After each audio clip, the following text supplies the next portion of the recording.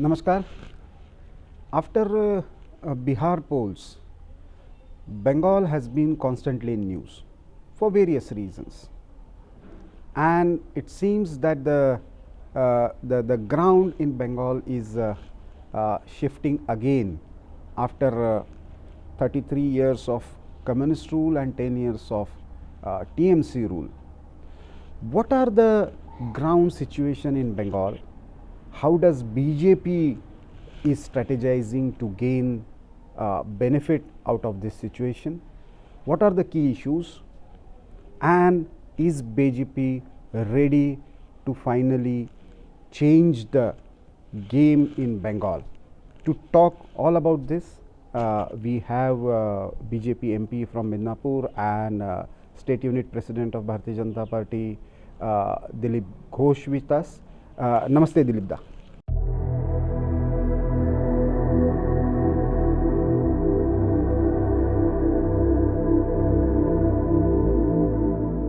दादा नमस्कार। सबसे पहले तो ऑर्गेनाइजर से बात करने के लिए बहुत बहुत धन्यवाद।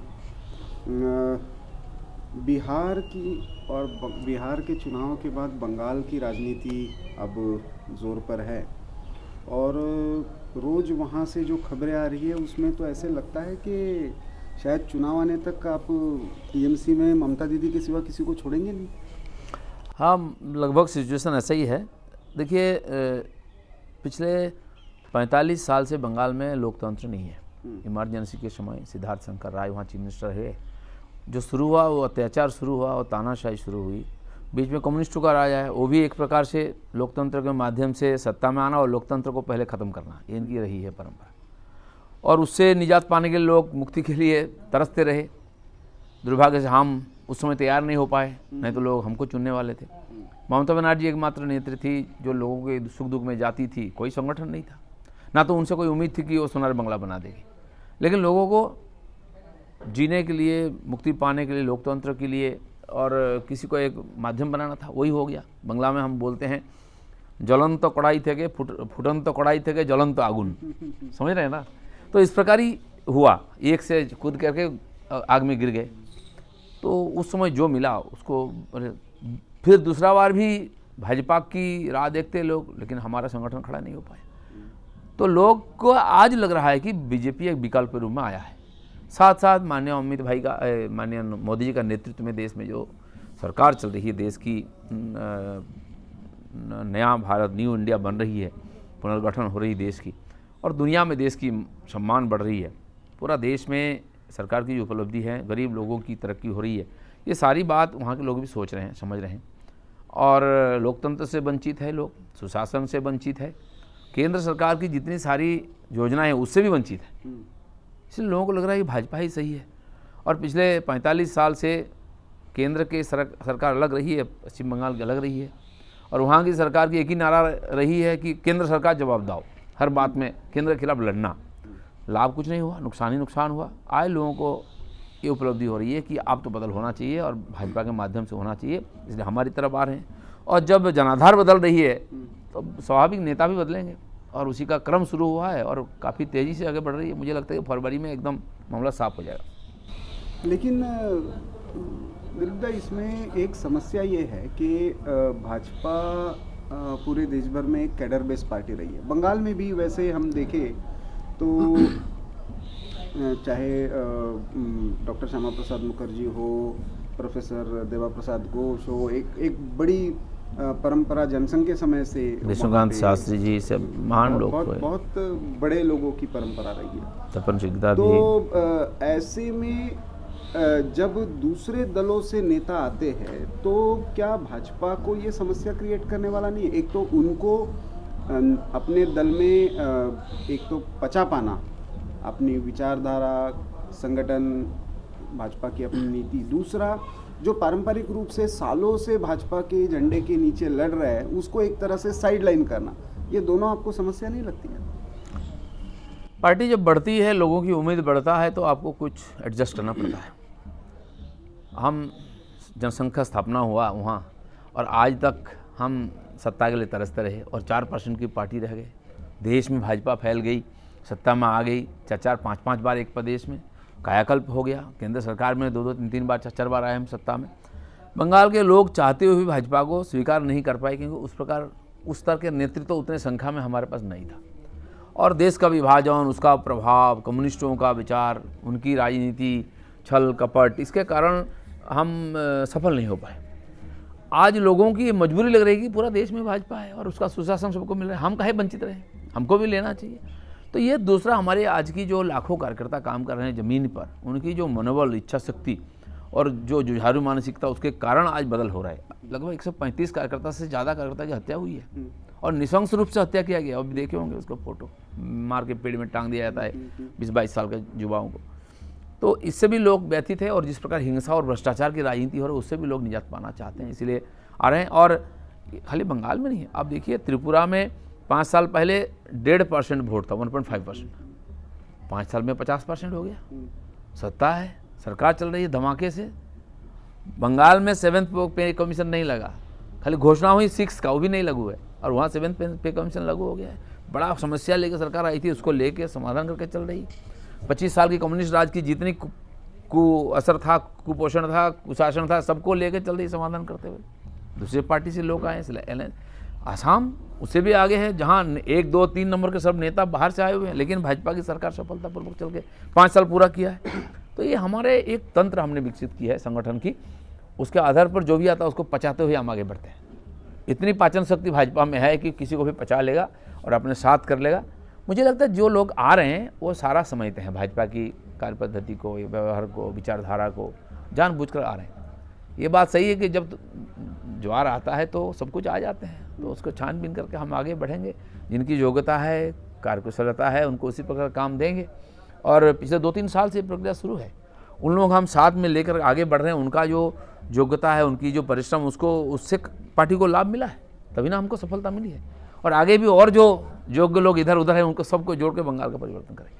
दादा, ये तो हो गया मतलब जिसको हम कह सकते हैं कि चुनावी राजनीति, क्योंकि उसमें तो आपको सब तरफ कुछ ना कुछ ये, लेकिन दूसरी तरफ है विचारधारा। भाजपा अपने कुछ मुद्दों को लेकर हमेशा से चली और बंगाल में वो मुद्दों की विशेष प्रासंगिकता है। उसमें से एक मुद्दा जिसका बहुत बड़ा हल अभी केंद्र के प्रयास से और सर्वोच्च न्यायालय के निर्णय से निकला है, वो राम मंदिर का है। लेकिन बंगाल में क्या है, मतलब ये बंगाल में श्री राम बाहरी कैसे हो गए, और जय श्री राम ये नारा इस तरह से एक बंगाल में चिढ़ने वाली बात कैसे हो गई है? देखिए, दुर्भाग्य हमारी जो लगभग 1000 साल की गुलामी है, उसका तो प्रभाव था ही, लेकिन उसके बाद अंतिम 200 साल अंग्रेजों का जो जमाना रहा, उन्होंने जानबूझकर हमारे इतिहास को, भूगोल को, मानसिकता को, संस्कार को विकृत किया, खंडित किया है। और सबसे बड़ा शिकार बंगाल के लोग बने, क्योंकि राजधानी बंगाल कलकत्ता रहा। अंग्रेजी शिक्षा की शुरुआत वहीं से हुआ, तो अंग्रेजी शिक्षा मतलब अंग्रेजी सभ्यता हमारे ऊपर थोपा गया।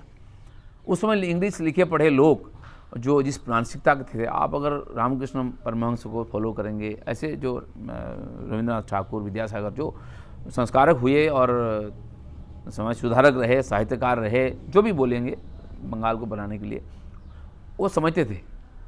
ठाकुर बोलते थे और उस समय बोलते थे कि सायवम वाक्य प्रमाणम, मतलब अंग्रेज जो बोलेंगे वही सही है। कोई आके बोलता है ठाकुर को, एक दिन रोज़ उनका प्रवचन सुनता था, एक दिन बोला ठाकुर गीता बहुत अच्छा है, उसमें अच्छी अच्छी बातें हैं, तो वो लोग को गाली देके बोलते थे, बोले क्यों, कोई साहब बोला है क्या? तो अंग्रेज बोलेगा तो मानेंगे। ये मानसिकता बनी, गुलामी मानसिकता जो बनी हुई ना, उसको निकालने में और थोड़ा समय लगेगा। लेकिन आज का पीढ़ी बहुत होशियार है, उसको छुपा नहीं सकते आप कुछ भी। इंटरनेट से, दूसरे माध्यम से, सोशल मीडिया से वो हमारी संस्कृति, परंपरा, इतिहास को जान रहे हैं। फिर उनको लग रहा है कि हम कहाँ पहुँच गए, कहाँ से चल करके, हम तो नेतृत्व करने वाले थे देश को, और आज हम भी गुलामी से समय बिता रहे हैं। तो अंग्रेजी लिखे पढ़े लोग हमको ज़्यादा डिमोरलाइज किया। अंग्रेज का ज़माना, उसके बाद कम्युनिस्टों का राज रहा, बीच में थोड़ी सी कुछ राष्ट्रवादी अच्छे लोग आए थे, लेकिन वो ज़्यादा दिन नहीं चल पाया, संगठन नहीं था। प्रफुल्ल चंद्र घोष जैसे महान व्यक्ति, विधान राय जैसे लोग, प्रखर राष्ट्रवादी स्वाभिमानी लोग थे, लेकिन वो भी परंपरा खंडित हो गया। अंग्रेजों ने, कम्युनिस्टों ने इतना डिमोरलाइज किया लोगों को, तो उससे हमारी परंपरा टूटी और आज सबसे खराब स्थिति में पहुंचा है। इसलिए उत्थान अवश्यंभावी है और होना ही है। इसको समझता है बंगाल आज का पीढ़ी समझता है कि गलत हो गया है जो हो रहा है। जय श्री राम बोलना गुनाह है, पूरा देश में हर घर में राम मिलेंगे बंगाल में, लेकिन फिर भी जय श्री राम मना है। एक प्रकार फोबिया हो गया है। जैसे अंग्रेज डरते थे, कोई वंदे मातरम बोल दिया तो कान खड़ा हो जाता था, पकड़ो, लाओ, डालो, मारो, कानून बना था। इसलिए सर्कुलर वंदे मातरम बोलने से उसको सजा दिया जाएगा, 12 साल का लड़का को सजा दिया गया। आज जय श्री राम ममता बनर्जी के लिए वही हो गया है, भूत देखते हैं सब जगह। तो वो क्या असेंबली में मोशन, सेंसर मोशन पास करेंगे उसमें? नहीं, वो तो क्या होगा अलग बात है। अभी उन्होंने केंद्र का कानून का खिलाफ एक प्रस्ताव पारित कर दिया, लेकिन हमारे लोगों ने भी उसका जवाब जय श्री राम से दिया। पिछले चुनाव में 3 लोग हम जीत के विधानसभा में गए थे, उसमें मैं भी था। अभी मैं जाने के बाद 2 थे और 4 बाई इलेक्शन से जीत का है, और 20 लोग बाहर से आ गए जय श्री राम बोलने वाले, तब उनको संभालना पड़ रहा है आजकल। दादा, आपने संगठन की बात की कि संगठन हमारा पहले उतना मजबूत नहीं था, धीरे धीरे मजबूत हुआ। लोकसभा चुनाव में आप 18 सीट जीतते हैं, लेकिन क्या अभी वर्तमान में संगठन इतना वहाँ पे मजबूत है कि आप लोग सरकार बनाने की स्थिति में हैं वहाँ पे? बिल्कुल, आज सच बोले तो कम्युनिस्टों का संगठन था, कैडर बेस्ड उनका भी परिश्रम करके। आज भी थोड़े बड़े लोग, 7% भले वोट हैं उनका लोकसभा में, लेकिन उनके कुछ लोग हैं, संख्या कम है, लेकिन विचार के और संगठन में उनका कुछ भी पुराने लोगों का अभी भी निष्ठा है। ये टीएमसी जो आया है इधर उधर का सब लो करके, तो कहीं का ईंट कहीं का रोड़ा, यही लागू हो गया, वो चल रहा है किस खिचड़ी। भारतीय जनता पार्टी पिछले 16 साल की जो चुनाव हुई उसके बाद हमने तुरंत लोकसभा की तैयारी की। 21 सीट हमारी टारगेट थी, हम 18 पहुँचे, 4-5 सीट थोड़ी थोड़ी वोट से हार गए। और अमित भाई ने बोल दिया आधा तो आधा ही बोला, मैंने स्लोगन दिया 19 में हाफ और 21 में साफ, लोगों ने लगभग कर दिया उसको। तो उसके बाद फिर से एकदम बूथ स्तर तक संगठन बनाना, कार्यकर्ताओं को प्रशिक्षित करना, आंदोलन करना, 350 के ऊपर विस्तारक निकालना नौजवानों को, ये सारा प्रक्रिया जो बाकी प्रदेश में होता है हुआ है। आज वास्तव में बंगाल में किसी पार्टी के पास संगठन है तो भाजपा के पास है। हर बूथ में एक ना एक व्यक्ति है हमारे। टोटल संख्यालघु बूथ जो हैं लोग डरते हैं आने के लिए, फिर भी 1-2 लोग हमारे हैं, कमेटी नहीं होगा, लेकिन टीएमसी के पास भी उतना संगठन नहीं है। और सीपीएम कांग्रेस तो खैर छोड़ ही दीजिए, उनका तो हालत ख़राब है। तो आज भाजपा हर प्रकार के तैयार है सत्ता संभालने के लिए और सत्ता में आने के लिए। प्रफुल्ल जी अभी कह रहे थे कि पार्टी विचारों की है, लेकिन सभी पार्टी के लोग वहाँ पे आ रहे हैं। पहले मुकुल रॉय आते हैं, फिर शुभेंदु अधिकारी आते हैं, तो ये भाजपा के लिए कितना फ़ायदा पहुंचाएगा इनका आना? दूसरी तरफ टीएमसी के नेता ये कह रहे हैं कि हमारे यहाँ से कचरा साफ हो रहा है, तो उनका ये कहना और आपका एक तरह से भर्ती अभियान कह लें, तो इससे भाजपा को सच में कितना फ़ायदा? एक तो देखिए, कचरा की बात बोले तो जो उनके प्रोमिनेंट फिगर थे, उनके फेस थे, वो आ गए तो पूरा पार्टी ही कचरा है, मतलब तो पब्लिक ही पूरा कचरा साफ कर देगी अगले चुनाव में, इसमें कोई संदेह नहीं है। दूसरा, अब जो लोग आए उनको सम्मानपूर्वक हमने पार्टी में जगह दिया है, उनकी अनुभव उसका काम आ रहा है, पार्टी लाभ भी हमको मिल रहे हैं, काम कर रहे हैं वो लोग, और करते करते थोड़ी मोड़ी जो इधर उधर का था वो कदम मिल जाएगा, मन मिल जाएगा और पार्टी आगे बढ़ेगा। ये प्रक्रिया हमारे पास है अलग अलग प्रदेशों में, इसको हम लोग व्यवहारिक रूप से सफलतापूर्वक और वास्तव में लाए हैं और उसका लाभ भी हमको मिला है। इसका व्यतिक्रम बंगाल में नहीं होगा और उसका लाभ हमको मिलने लगा है। और ये भी सही है कि उस पार्टी में ज़्यादा नेता है उसको तोड़ेंगे तो वो कमज़ोर होगा, पहले तो उसको कमज़ोर करना हमको, और उन नेताओं का हम अपने अनुकूल उपयोग करके और फिर अपना फ़ायदा उठाएंगे, और वो भी हो रहा है। दीदी तो कहती है कि ईडी और सीबीआई का परिणाम है ये सारा। नहीं, ईडी सीबीआई तो पहले भी थी, क्यों नहीं है? सीपीएम कांग्रेस के लिए क्यों नहीं है, आपके लिए क्यों है? या तो बात सही है कि आपके लोग डरे हुए हैं, आपका पार्टी भ्रष्टाचार में लिप्त है इसलिए भाग रहे हैं। कितने लोगों को जेल भेजा है, नोटिस और लोगों को भेजा है। सच में जो कोयला की चोरी में, गाय की चोरी में, पत्थर बालू की सारे आम चोरी होती है, बहुत बड़ा एक ये सिंडिकेट चलता है और ये पार्टी के मैक्सिमम उसमें जुड़ा हुआ है। इस राष्ट्रीय संपत्ति को लूट करके पार्टी चलता है, नेता लोग अपने भवन बनाते हैं, तो ये तो सही है, इससे लोग दुखी हैं। लेकिन इसके लिए कोई दूसरे पार्टी का इसलिए उसका खिलाफ हमने लगा दिया, ऐसा नहीं है। और वो जिनके नाम पर है तो वो हमारे पार्टी में आने के बाद भी उनको पैरेड करना पड़ता है, वो जा रहे हैं, उनको बुलावा आ रहा है। बाकी कानून है, देखिएगा सुप्रीम कोर्ट देख रहे कि मैं सारी कुछ हो रही है, तो आप डरते हैं, आपके नेता ऐसे ही हैं, दागी है, तो आपको तो डर ही है, और वो तो होना ही है, कानून के सामने सबको आना है। आप बोले अभी कि करीब 150 कार्यकर्ताओं की हत्या हुई है। अमित शाह जी ने भी अपने भाषणों में और नड्डा जी ने भी इसका जिक्र किया है। तो लेकिन कुछ लोगों का कहना है कि उनकी जो हत्या हुई है तो भाजपा उसका माइलेज ले रही है। मैं आपसे ये जानना चाह रहा हूँ कि भाजपा उन कार्यकर्ताओं के बलिदान के लिए, उनके लिए और उनके परिवार के लिए वाकई कुछ कर रही है उनके भविष्य के लिए, या सिर्फ हम उसका मतलब पॉलिटिकल माइलेज ले रहे हैं कि हमारे कार्यकर्ताओं की हत्या? नहीं, कोई माइलेज नहीं है। हम हमारे कार्यकर्ता की हत्या हो गई हम बोलेंगे भी नहीं, आंदोलन भी नहीं करेंगे। लोकतंत्र में अधिकार हमको नहीं है, वो हम कर रहे हैं। और ममता बनर्जी क्या करती थी? जंगल माहौल में किसी का मर्डर होगा उसका लाश लेके कलकत्ता में रोड में बैठ जाती थी, नॉर्थ बंगाल से ले आती थी। ये लाश की पॉलिटिक्स उन्होंने शुरू किया। हमने ऐसा नहीं किया। हाँ, बिल्कुल एजिटेशन करते हैं, थाना घेराव करते हैं, कानून व्यवस्था के लिए, दोषी को सजा देने के लिए हम करेंगे आगे भी।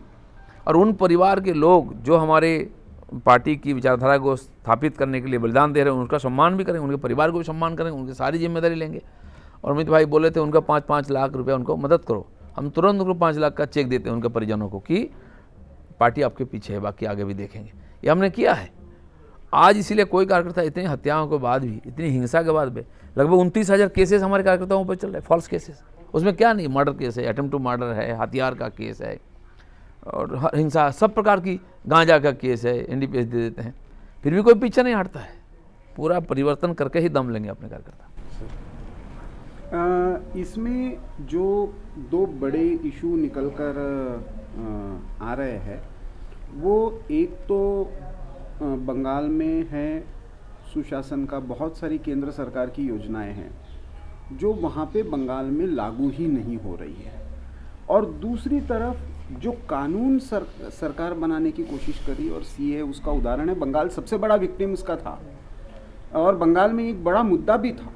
लेकिन क्या अभी बीजेपी इन मुद्दों पर, मतलब एक तो वो कानून जो नीतियाँ बनी वो लागू नहीं हो रही है, उसको पहुंचाने के लिए बीजेपी किस तरह से कम्युनिकेशन स्ट्रेटेजी बंगाल के लोगों के साथ बना रही है, और दूसरा क्या CA के मुद्दे पर अभी बैकफुट पर आ गई है क्या आंदोलन के बाद? नहीं, जैसे कि आपने बोला सबसे बड़ा विक्टिम बंगाल है, और कानून पारित करने के बाद सबसे बड़ा हंगामा वहाँ हुआ। सबसे ज़्यादा संपत्तियों की नुकसान, ट्रेन, बस, स्टेशन जलाया गया, रेल लाइन उखाड़ दिया गया, सब कुछ किया गया, और ये ज़्यादातर उधर से हुए घुसपैठियाओं ने किया है। और इसीलिए ये दीदी का वोट बैंक है, इसलिए किसी ऊपर ना एक लाठी चली, ना एक FIR हुआ।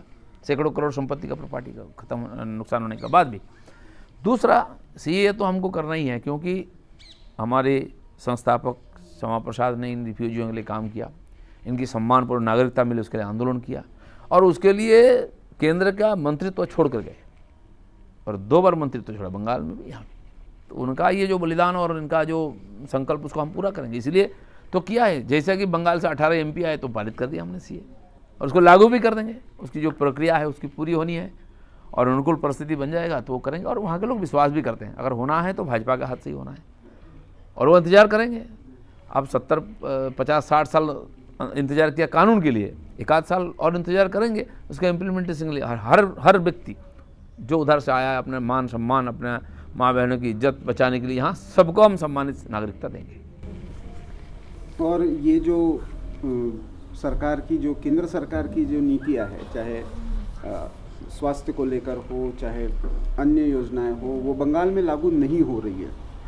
तो दीदी कहती है कि हमने तो उसके लिए राज्य स्तर की अलग नीतियाँ बनाई हैं। तो यहाँ पे कहीं कम्युनिकेशन गैप आपको पार्टी के स्तर पर और लोगों के बीच में लग रहा है? नहीं, गैप नहीं, ये जानबूझकर किया जा रहा है कि मोदी का नाम हो जाएगा। अब बिना लागू किए तो 40% से ऊपर लोग वोट दे दिया हमको ना। ऐसे नहीं रोक सकते आप किसी योजना को। ये जन कल्याणकारी योजनाएं मोदी जी ने किया गरीबों के लिए, लोग जानते हैं। हमको घर मिल रहा है, हमको शौचालय मिल रहा है, हमको भत्ता मिल रही है, और चिकित्सा सुविधा से शिक्षा और खाने पीने की व्यवस्था सब कुछ हो रहा है। आवास योजना हो रही है। ये आयुष्मान योजना की लाभ बंगाल में एक व्यक्ति को भी नहीं मिला है। देश में 101 करोड़ 50 लाख से ज़्यादा लोगों को मिल गया है। किसान लोगों के लिए जो सम्मान निधि मिल रही है, देश में लगभग 12.25 करोड़ लोगों को 20-20 हज़ार रुपया मिल गया 3 साल में। बंगाल में एक को भी नहीं मिला है। लोग जानते हैं इसको, और इसीलिए लोग जानते हैं ये दीदी की सरकार जो रोड़ा है रास्ते में, स्पीड ब्रेकर है, इसको बिना हटाए हमको केंद्र सरकार की योजनाएं नहीं मिलेगी, और इसलिए हटाना ही है इसको। तो एक तरफ योजनाओं को जनता तक नहीं पहुंचने देना, और दूसरी तरफ भाजपा के जितने भी वरिष्ठ नेता हैं, चाहे वो अध्यक्ष जी हों, उनके ऊपर हमला, आपके ऊपर तो कई बार हमला हो चुके हैं। तो आपने परेशान होकर बाद में ये कहा कि हम भी अब चुप नहीं बैठेंगे। तो क्या आपको नहीं लगता है कि ये हिंसा की राजनीति में अंततः जनता पिस रही है? बिल्कुल, ये तो सबसे बड़ी समस्या है और ये हिंसा आज नहीं है, ये कम्युनिस्टों ने भारतीय राजनीति में आमदनी किया है। तीनों राज्यों में, त्रिपुरा, बंगाल और केरल में चरम पर हिंसा होती है जब जीतते हैं, और बंगाल में उसका शिकार हमको होना पड़ा। आज वो कमजोर है, लेकिन वो कल्चर इधर भी आ गया, वही लोग आ गए इधर, इनके वो आके कर रहे हैं। तो इसलिए हिंसा तभी समाप्त होगा जब राष्ट्रवादी शक्ति आएगी सत्ता में और ये परिवर्तन होगा विचार की।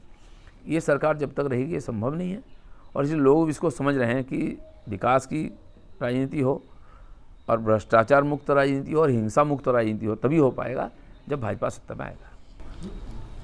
लेकिन दादा, हिंसा की राजनीति के बारे में ये कहा जाता है कि जैसे पहले कम्युनिस्टों का, आपने सही कहा कि कम्युनिस्टों की जहाँ पे रही है वहाँ पे ये हिंसा की राजनीति आई है, लेकिन उनसे लड़ने के लिए और ज़्यादा हिंसा हुई है, टीएमसी ने उसको शुरुआत की।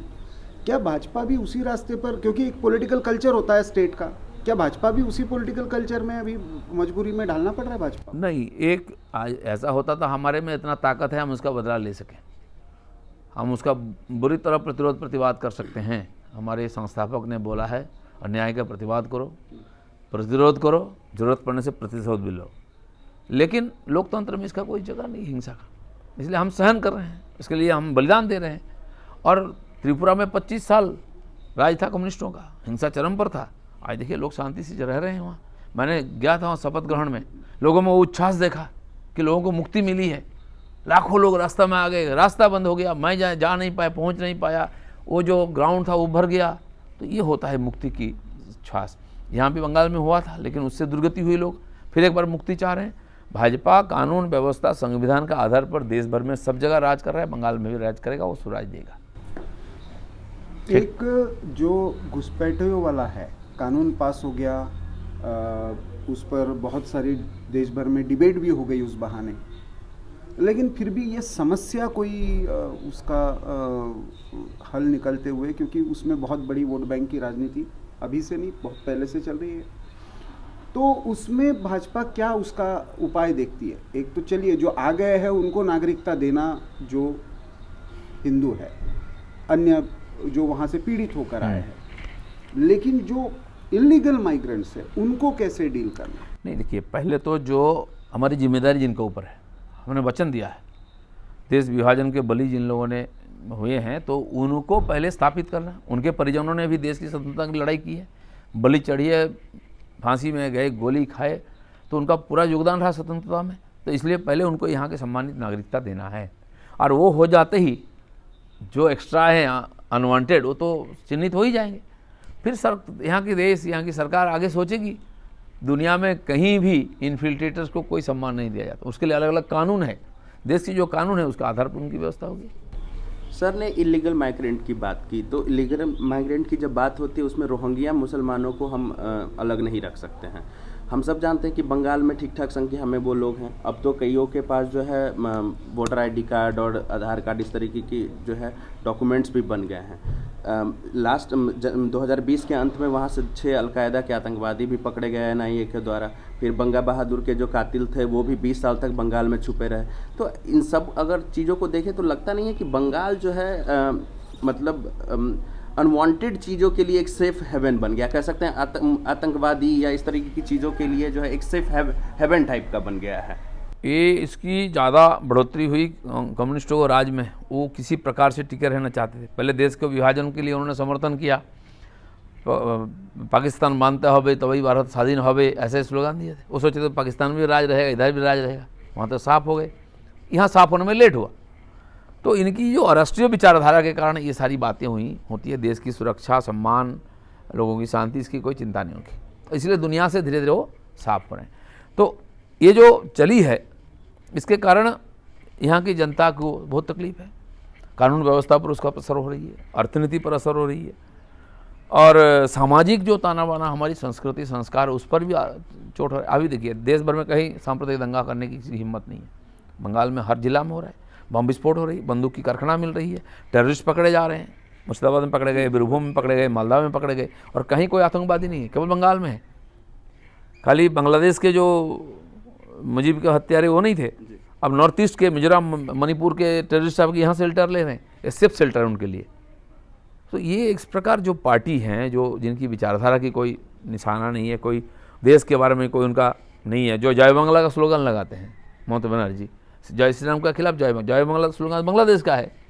उनका स्वतंत्रता के नारा था, हमारे जैसे वंदे मातरम था, उस पर आया। उन्होंने कोर्ट ने भी राय दिया कि ये ऑफिशियल स्लोगन है, आप क्यों वहाँ से लेके आते हैं। वहाँ से अभिनेताओं को ले आए चुनाव प्रचार के लिए, दुर्गा पूजा उद्घाटन के लिए खिलाड़ी को ले आते हैं वहाँ से।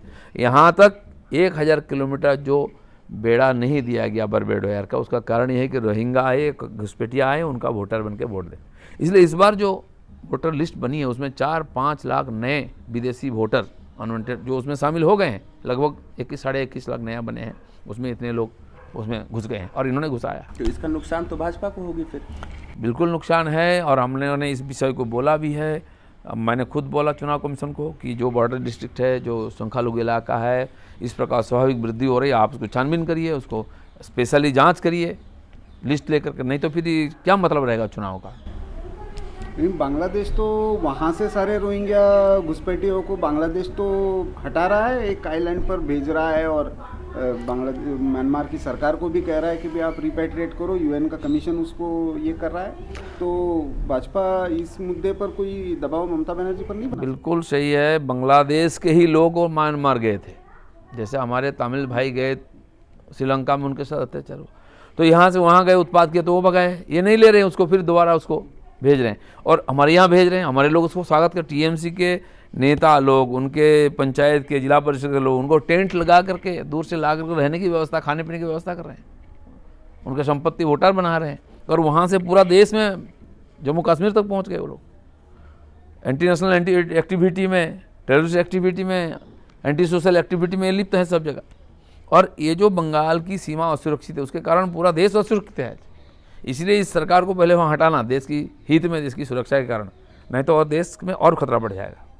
तो बंगाल में एक तरीके से हम कह सकते हैं कि भाजपा के लिए एक ओपन ग्राउंड दिख रहा है, पूरी तरह से वैचारिक मुद्दों के आधार पर, राष्ट्रीय सुरक्षा के मुद्दों पर भी भाजपा के लिए बहुत अच्छी स्थिति दिख रही है।